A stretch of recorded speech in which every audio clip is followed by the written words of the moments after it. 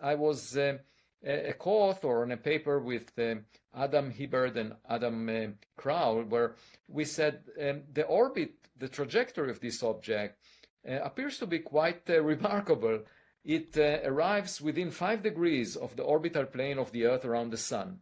And the chance of that happening randomly is 0.2%. And moreover, it will arrive closest to the Sun when the Earth is on the opposite side of the Sun. And moreover, if you just play with the arrival time randomly, you would notice that only 1 out of 20,000 arrival times would come as close to the inner planets like Jupiter, Mars, or Venus. So that is an unusual coincidence. And why would such a trajectory be so unusual? Well, one possibility is if it was designed by some intelligent civilization, it also comes towards us from the direction of the galactic center, from the Milky Way center, where there are lots of stars, and it's very difficult to notice it. That's why we discovered it so late.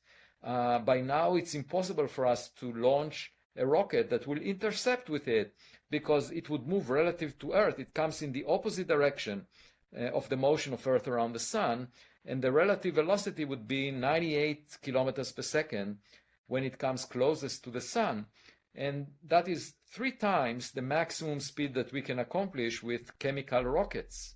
And so there is no way for us to reach it, to intercept with it.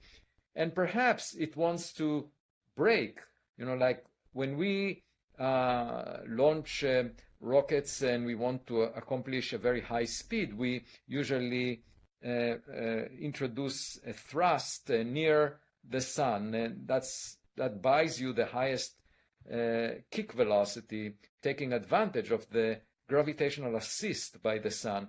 And so if this object wants to do a reverse maneuver, meaning to slow down and get bound to the Sun so that if it's a spacecraft, so that they can visit us, that would be the point where we can't see it because it's hiding behind the Sun. And it raises the interesting possibility that might be technological in origin.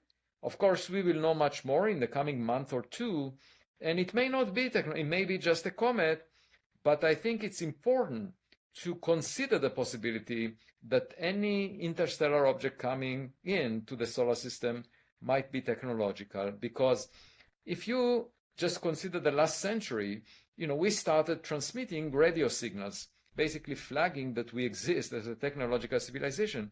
And there is this dark forest hypothesis that is the answer to Fermi's paradox. Where is everybody? Well, they might be silent, waiting to notice things that might be a threat to them because they were bruised in interactions.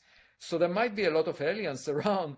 And if someone was listening to our technological signals, they might have realized that here there is a young technological civilization, and we don't want to have that threat. So they would send a hostile mission towards Earth.